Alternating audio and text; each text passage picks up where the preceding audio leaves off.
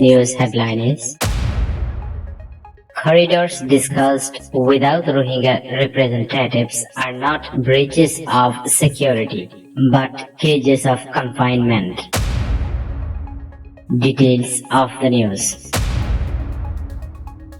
As the international community debates humanitarian corridors and diplomatic strategies for aiding the Rohingya, a critical element remains absent. The voices and agency of the Rohingya themselves, proposals for humanitarian corridors, border logistics, and aid delivery frameworks continue to be developed without meaningful consultations or consent from those directly affected. According to Rohingya representatives, each plan conceived in their absence is not a promise of safety, but a mechanism of control.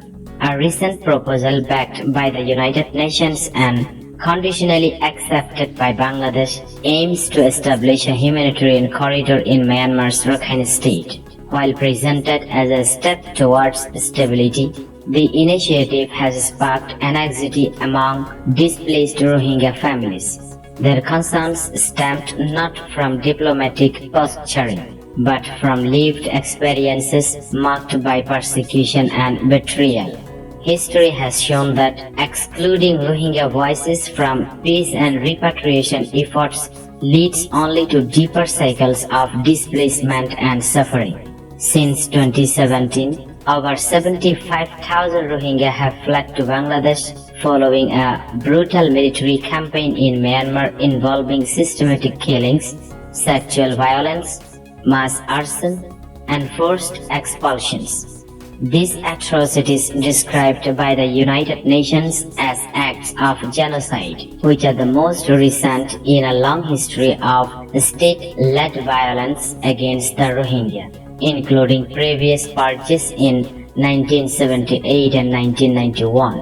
As a result, more than 1.3 million Rohingya now live in exile in Bangladesh, with nearly 900,000 residing in overcrowded camps in Cox's Bazar and over 23,000 relocated to a remote island of Bhasan Char. Despite being the central stakeholders in their own future, the Rohingya remained sidelined in international deliberations. Humanitarian corridors and repatriation plans must be built not only security and logistics in mind, but with the full, informed, and voluntary participation of the Rohingya community. Any solution that fails to prioritize their voices and rights risks reinforcing the very dynamics that led to their displacement. To move forward meaningfully, the global response must shift from designing strategies for the Rohingya to developing them with the Rohingya.